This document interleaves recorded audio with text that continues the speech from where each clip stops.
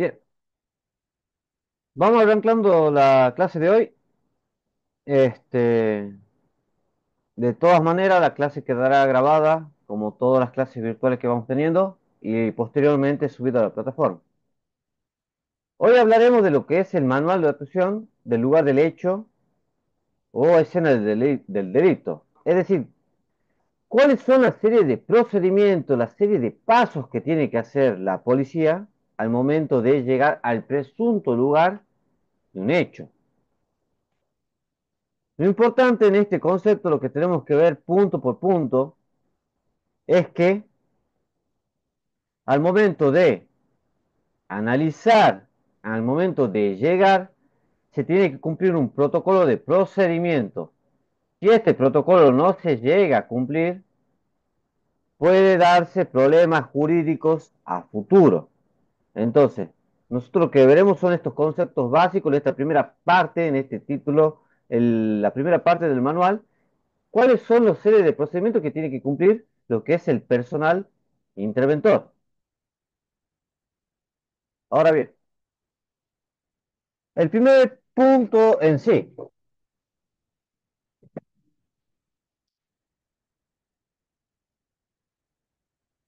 ¿de qué trata? El primer punto dice lugar del hecho. Ahora, ¿qué dice el primer punto? Lugar físico en donde se produjo un hecho susceptible para la investigación, con el fin de establecer la naturaleza del crimen y sus participantes. Es decir, que el lugar del hecho es el lugar físico que puede ser un inmueble, que puede ser un área abierta, en donde se produjo un hecho susceptible para la investigación. Es decir, que si es un área en donde la policía científica no puede intervenir o el Ministerio Público Fiscal no puede intervenir, y bueno, lógicamente no es un lugar susceptible para investigación y ya de la base lo que me está diciendo el manual, que eso no puede ser considerado un lugar del hecho. Con el fin de establecer la naturaleza del crimen. A esto se refiere para tratar de establecer si estamos ante la presencia de un homicidio, si estamos ante la presencia de un suicidio o de un presunto accidente. Y bueno, las personas que participaron, tanto las víctimas como los victimarios, como participantes que, indirectos en este hecho.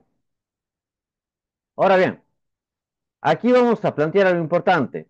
Está lo que es lugar del hecho, lugar de intervención y lugar de hallazgo.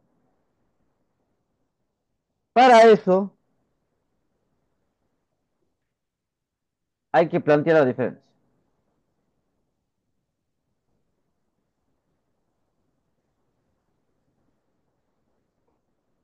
Importantísimo esto.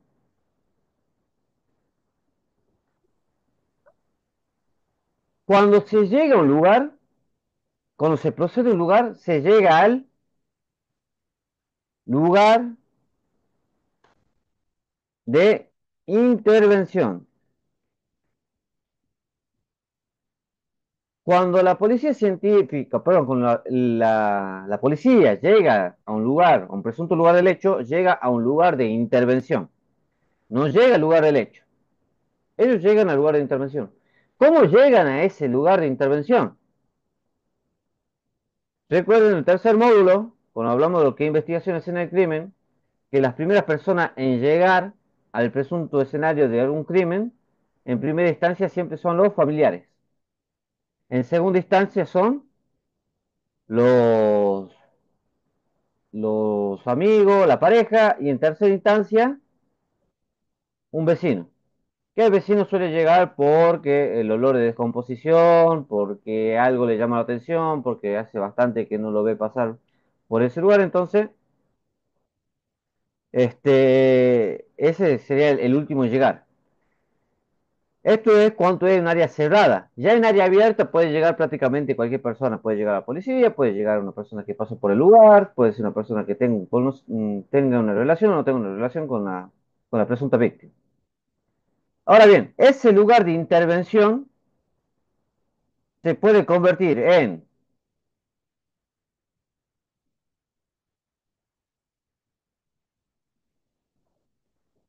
Lugar del hecho,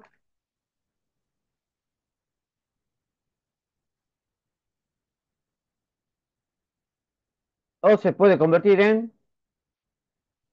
lugar de hallazgo.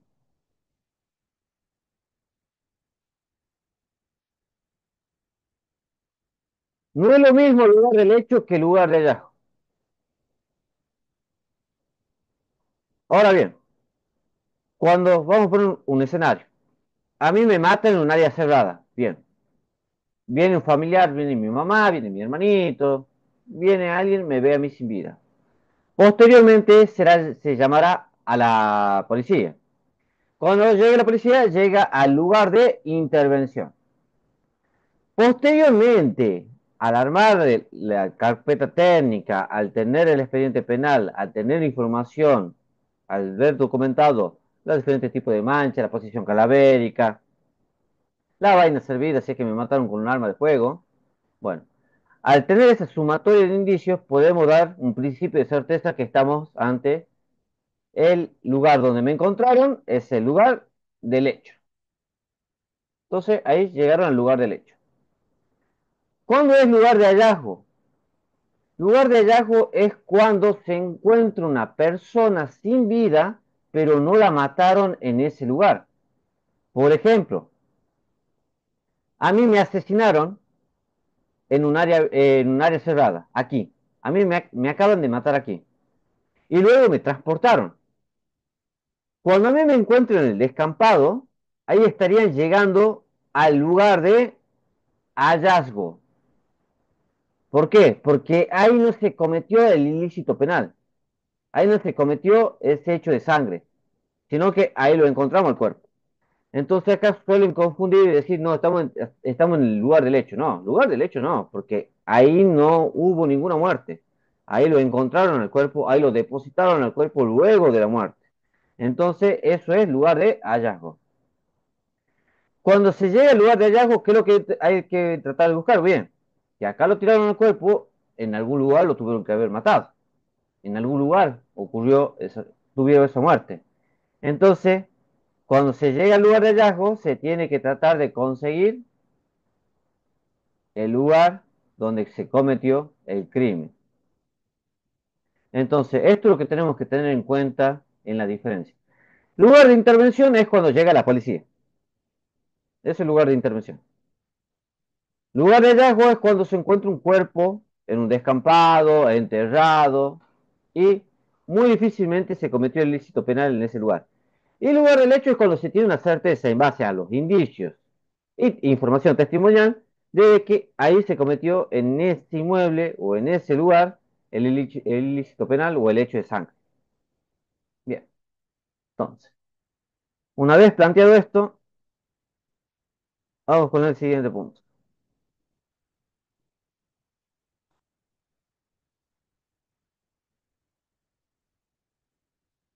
¿Qué característica tiene un lugar del hecho? Bueno, se caracteriza por la presencia de indicios. ¿Qué es, qué es un indicio? Un indicio es todo aquello que puede llevarme a la reconstrucción de un hecho. Eso es un indicio. Y la palabrita mágica es puede. Puede que sí, como puede que no. Cuando se recolectan indicios, ustedes en los diferentes tipos de prácticas que tuvieron, levantaron una vaina servida, levantaron, fotografiaron pisadas, encontraron objetos cortos punzantes dentro de un basurero o debajo de una mesa. Todo esto son indicios. Ahora, lo que ustedes encuentran en el momento de hacer esa recolección y documentación, ustedes no tienen la certeza de que si eso que están documentando tiene una relación o tiene una relación con el hecho. Incomprobable. Entonces, de esta manera, al momento de ustedes llegar y decir, bueno, esto no tiene tanto potencial para ser considerado, encontramos un pedacito de madera, pero esta madera no tiene nada que ver con el hecho. Encontramos una lata de cerveza, encontramos una botella de alcohol, pero realmente no sabemos si tiene una relación o no con el hecho. hay que documentarlo igual. Todo aquello que presente relevancia para el hecho se lo tiene que documentar. Luego, si no tiene una relación con el hecho, si tiene o no la tiene, bueno, eso va a ser lo de menos. Entonces, lo que hay que tener en cuenta es que todo lo que se encuentra, todo lo que presuntamente puede tener una relevancia con el hecho, se lo tiene que documentar. Luego está lo que es la evidencia física. ¿Qué es la evidencia física? La evidencia física es un indicio que puede ser analizado científicamente y que presenta todas las garantías para su estudio. Por ejemplo,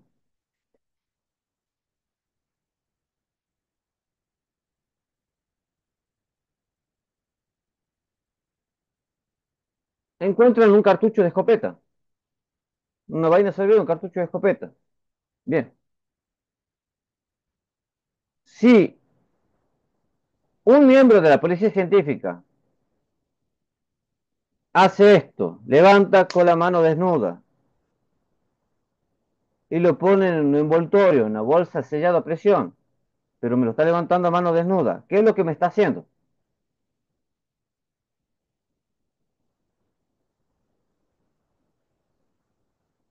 Deja sus huellas. Ujú.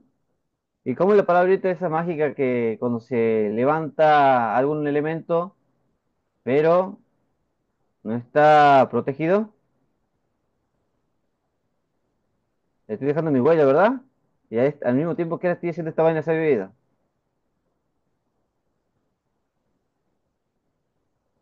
Empieza con C. Con, Caminando el material. exactamente. Estoy contaminando. Ahora bien, como yo ahora ya estoy contaminando. Este vaina esa bebida está contaminado. Entonces, voy. Ahora bien. Yo ya cometí aquí una imprudencia en lo que es en el levantamiento. Ustedes vieron que siempre cuando levantan un indicio tienen que hacer con guante, en el caso de cabello ustedes lo levantan con una pinza quirúrgica. Es decir, que hay diferentes tipos de elementos o diferentes tipos de protección que tiene que tener un profesional al momento de lo que es el levantamiento de un indicio. Esta contaminación que yo le estoy hablando ahora, esta de levantarla así, esto se conoce una contaminación por impericia. ¿Qué quiere decir? Es cuando se comete una contaminación con un profesional, comete una contaminación. En teoría, el profesional está capacitado, sabe que no tiene que hacer eso, pero aún así realiza la contaminación de este elemento. Entonces, esto se conoce como contaminación por impericia, es decir, por un error profesional. Dicho en otras palabras, que se conoce mucho, es una palabra que se utiliza mucho en el ambiente de la medicina. Un error, ¿cómo se comenta cuando sale mal una cirugía?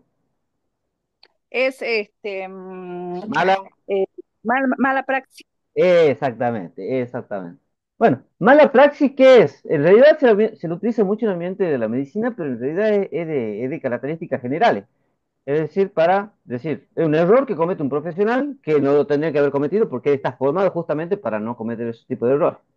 Entonces, todo este puntito es importante tenerlo en cuenta. Es decir, que pueden haber malas praxis al momento del levantamiento de un indicio, sí, puede presentarse.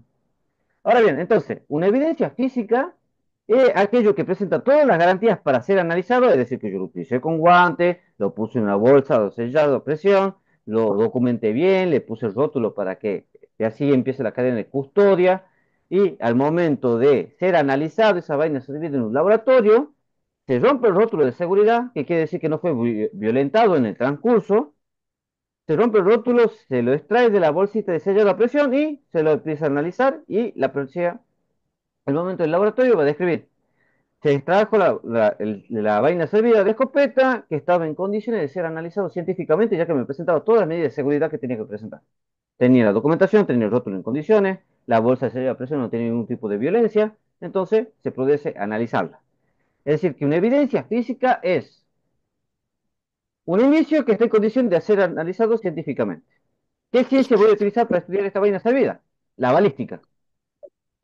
Ahora, si esta evidencia física bien, lo analizo, bien, con el sello de percusión nosotros podemos llegar a la identidad del arma homicida Y esta vaina servida se puede convertir en una prueba. Es decir, ¿qué es una prueba? Una evidencia física es un indicio que está en condiciones de ser analizado científicamente. Es un indicio. Y una prueba es aquello que tiene una relación con el hecho y que es aceptado como medio probatorio en un proceso judicial. Dicho en otras palabras, una prueba es la comprobación de la verdad. Entonces, un indicio que es levantado en el lugar del hecho, a futuro puede ser considerado una prueba en un juicio, como puede que no.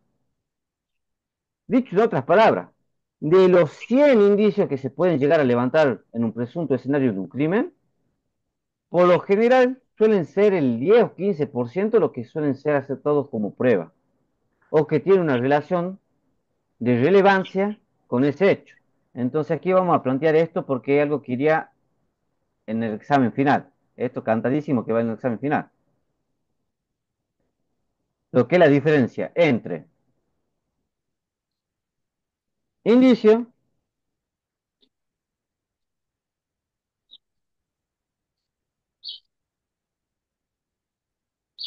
evidencia física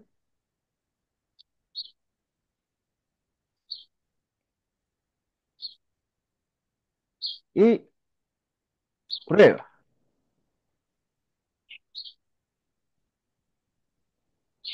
No me salió la palabra indicio. Indicio, evidencia física y prueba. Ahora bien, vamos a plantear esto aquí y vamos a remarcar la parte importante de cada uno de estos. Ustedes, a medida que tengan una duda, van consultando. Entonces, indicio es todo, todo aquello documentado en un crimen. Es decir, indicio es todo aquello que se llegó a documentar en un presunto escenario de un crimen.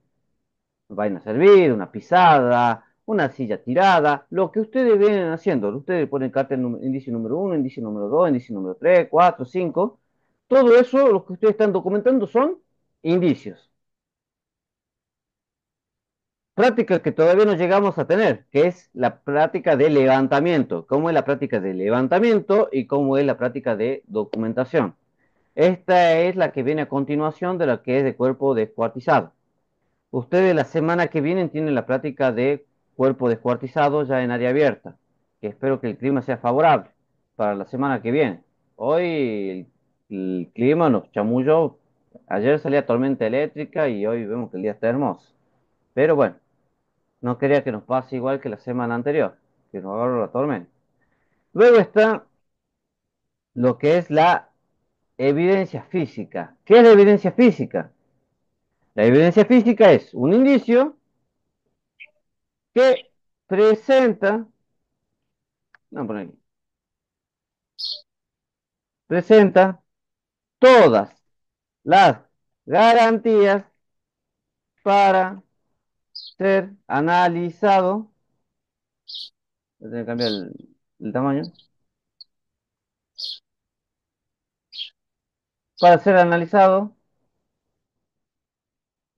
científicamente. Eso es una evidencia física. Es decir, que una evidencia física es un indicio que fue bien recolectado, bien embalado, que no tuvo ningún tipo de violencia en la cadena de custodia y que está en condiciones de ser analizado científicamente. Eso es una evidencia física. Ahora, si esa evidencia física tiene una relación con el hecho, se va a convertir en una prueba, que es una prueba. Y aquí lo voy a tratar de resumir en las palabras más fundamentales en cuestión, para tratar de resumir y ustedes tengan el concepto básico. La prueba es una evidencia física que tiene una relación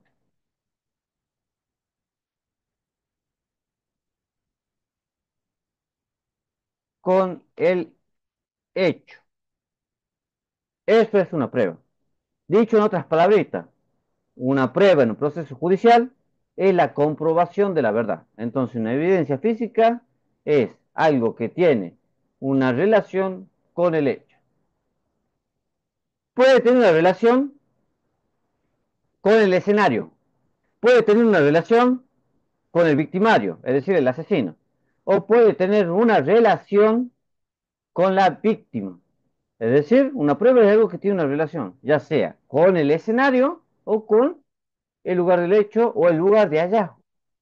Entonces, eso es una prueba. Y justamente va a ser fundamental al momento de la reconstrucción de un hecho, porque las reconstrucciones del hecho se hacen en base a los diferentes tipos de pruebas que fueron documentados en todo este proceso de ofrecimiento de pruebas. Bien, entonces ya tenemos lo que es una prueba. Volviendo ahora al manual.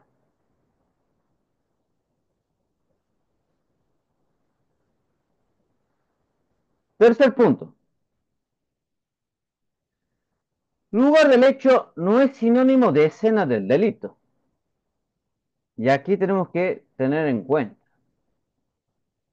Aquí dice que el lugar del hecho no es sinónimo del delito y se refiere justamente a lo que venimos hablando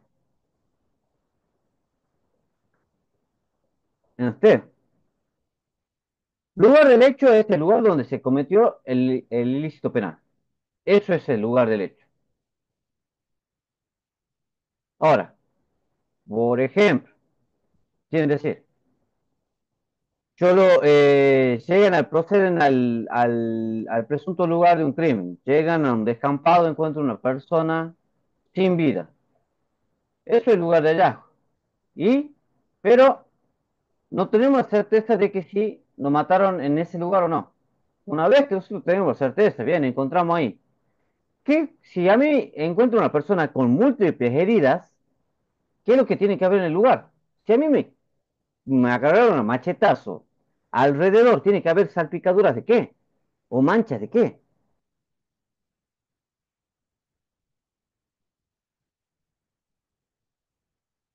Si se ataca a la persona con un elemento corto punzante o con filo, al producir ese daño, ¿qué es lo que yo voy a dejar en el lugar? ¿Qué es lo que va a dejar a la víctima en el lugar?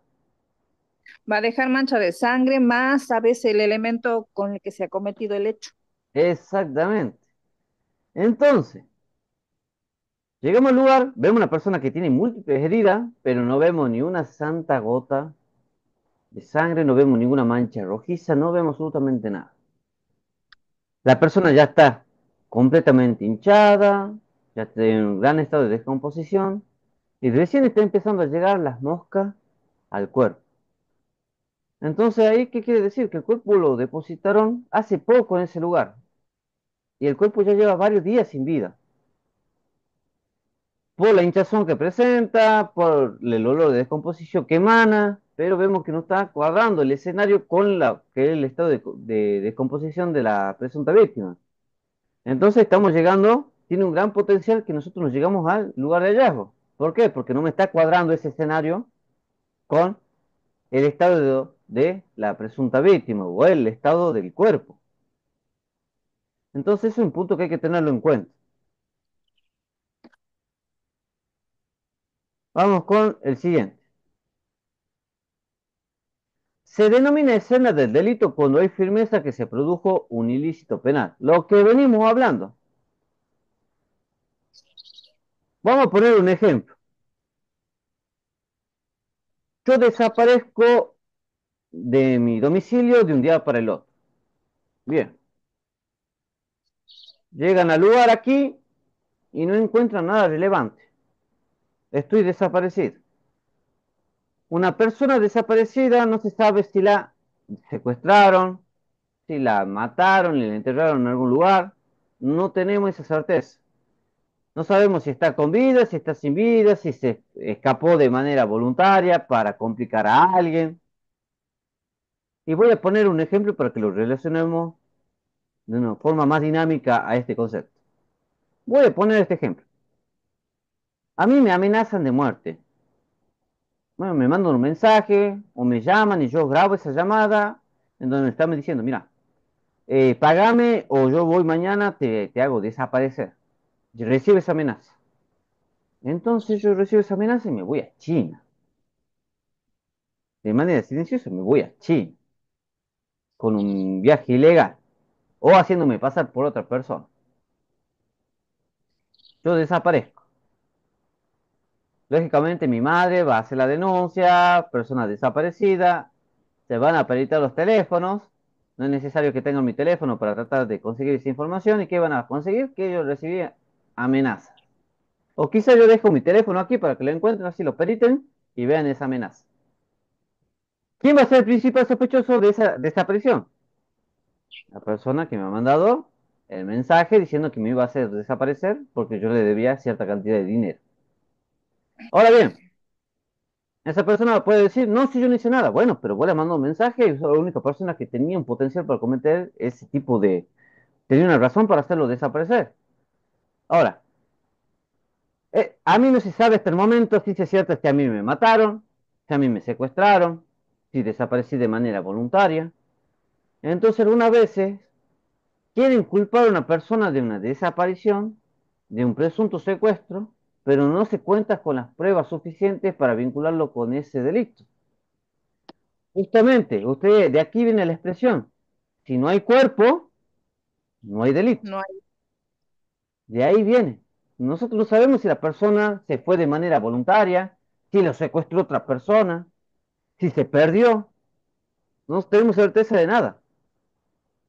Ahora bien, cuando se tiene una sumatoria de indicios, por ejemplo, algo que se tenga cámaras de seguridad, que una persona vino aquí, que la persona en su vehículo encontraron diferentes tipos, le hacen la prueba de luminol y encontraron diferentes tipos de manchas, es decir, que dio positivo la prueba de luminol, presentó flúor, luminiscencia, la parte del baúl o la parte del asiento de atrás de ese vehículo. La persona googleó cómo desaparecer un cuerpo, es decir, que se van a conseguir una serie de cantidad de indicios en donde se lo va a poder relacionar con justamente esta desaparición.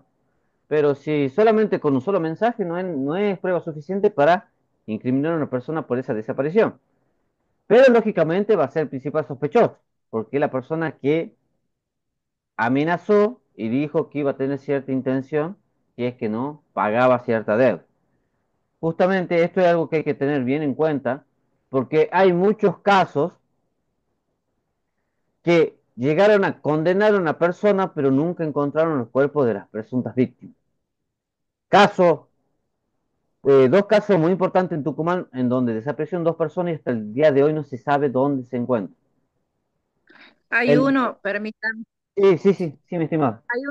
hay uno que recuerdo, uno es de la maestra esta que era monja de Betty eh, Argañara. que- de la Betty Argañarás, y el otro caso es de una chica joven que tuvo un hijito de un policía que al final lo condenaron, pero nunca encontraron los cuerpos de la madre y del hijo. Esos dos Se han casos encontrado, igual. Sí, se sí, sí. encontraron bueno, indicios, muchos indicios, pruebas, digamos que lo incriminaban, pero él nunca dijo dónde, por lo menos si están con vida, se lo hizo desaparecer, o dónde están enterrados los cuerpos, jamás, jamás se encontraron. Ujú. Hablemos primero el de Betty. Sí, ¿Cómo hablaron en el caso de Betty? ¿Por qué la llegaron a condenar a las dos maestras? Ella sí. era una persona que iba a tener el cargo de directora y bueno, le pintó los celos a estas dos maestras. Estas dos maestras eran pareja, va, creo que hasta el día de hoy son pareja. Si mal no recuerdo, una ya salió en libertad, la otra está a punto de salir porque le dieron una pena de aproximadamente 20 años, buena conducta, le redujeron bastante lo que apena. Este, pero a Betty, ¿qué es lo que sucedió? A ella la citan en el departamento donde vivían una de estas maestras que las dos la asesinaron. La citan, presuntamente con un sartén, le pegaron en la cabeza, la dejaron inconsciente y le empezaron a mutilar en el baño. La hija, la hija que ellas tenían, presenció todo este hecho, la chica tenía 8 años, Y al momento de hacer la cámara Gesell, la chica declaró, sí, mi mamá le pegaron a una señora y le estaban haciendo algo en el baño y la señora gritaba en un momento y luego se acabaron los gritos y bueno, ellos agarraban y se sentía que cortaban. Entonces el testimonio acá es muy relevante en los niños. Prácticamente hoy en día lo que es el relato, el testimonio de un niño lo toman como si fuera una prueba objetiva, como un comentario cierto. Eso es realmente, ¿por qué? Porque los niños no saben mentir. Y un psicólogo sabe a ciencia cierta el comportamiento que tiene un niño al mentir. Un niño es muy evidente cuando miente, desvía la mirada, se pone nervioso, no suele mantener su relato. Entonces es muy evidente cuando un niño dice la verdad. El relato de la niñita de 8 años fue fundamental para tratar de armar la reconstrucción. Hicieron la, luego de descuartizarlo al cuerpo, lo pusieron en una valija. Lo pusieron en dos valijas. El que se encargó de transportar esas valijas fue uno de los hermanos de estas asesinas y lo transportaron y lo puso en el vehículo. El hermano no tiene ninguna vinculación con el hecho. ¿Por qué? Porque ellos la llamaron, lo llamaron al hermano diciendo, che, tengo esta valija, ayúdame a llevar. Y el hermano pensaba que estaba llevando ropa. Él no sabía, no tenía una relación con el hecho. Por eso fue desvinculado de la causa. Porque no fue partícipe necesario y no fue partícipe consciente de ese hecho. Él no sabía lo que realmente estaba transportando en esa valija. Lo pusieron en el baúl, lo llevaron y en una casa que ellos tienen al pie del cerro empezaron se cree que ellas empezaron a enterrar diferentes partes del cuerpo. Hasta el día de hoy nunca se encontró absolutamente nada. Hicieron la prueba de luminol en el baño del inmueble, del departamento de estas dos profesoras, de estas dos maestras, y dio positivo. Es decir, que por la sumatoria de indicios, pues justamente desapareció en cierto lugar por el relato de esta menor, habían pruebas suficientes para vincularlas con la desaparición a estas dos maestras. Por eso es que, por más que hoy en día no se encontraron los cuerpos, la vincularon. El otro caso es de la madre, siempre me olvido el nombre de la madre, el hijo es Benicio, el nombre del hijo nunca me voy a olvidar, Benicio, No Avellaneda, sé si es ¿ah? Marcela, algo así creo que se llamaba esta chica, María o Marcela, algo así. No Avellaneda recuerdo creo que el bien. apellido. No, no, Eh, Avellaneda. Avellaneda. El apellido Marcela, Avellaneda, Marcela Avellaneda creo que sí, y el hijo es Benicio, el nombre del chiquito no me olvido nunca. El caso sí, es el caso de Roberto Rejas, que es un caso que me sí. gustaría que lo vean ustedes, el caso de Roberto Rejas, porque fue un caso muy polémico en lo que es la etapa de la pandemia.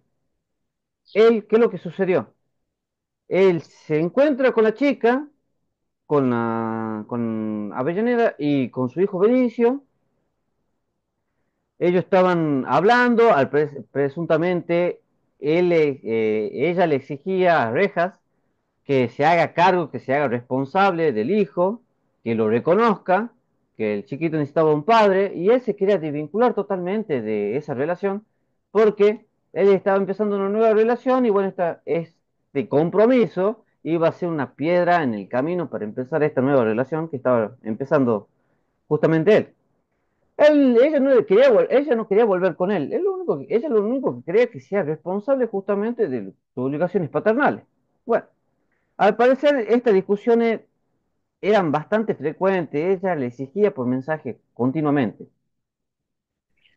En un momento dado, se cree de que él la subió al vehículo, la llevó al centro del Parque 9 de Julio, porque ellos se reunieron en el Parque 9 de Julio, pero ellos se fueron al centro del parque a medianoche, y ustedes no saben cómo es el Parque 9 de Julio a medianoche, a las 12 de la noche, es un lugar totalmente desolado, en donde si escuchan ruidos, gritos o cualquier tipo de anomalía, movimiento en los vehículos, lo toman como algo normalizado porque prácticamente es un lugar donde la gente va a hacer pasar el tiempo, ahí, por decirlo de otra cosa.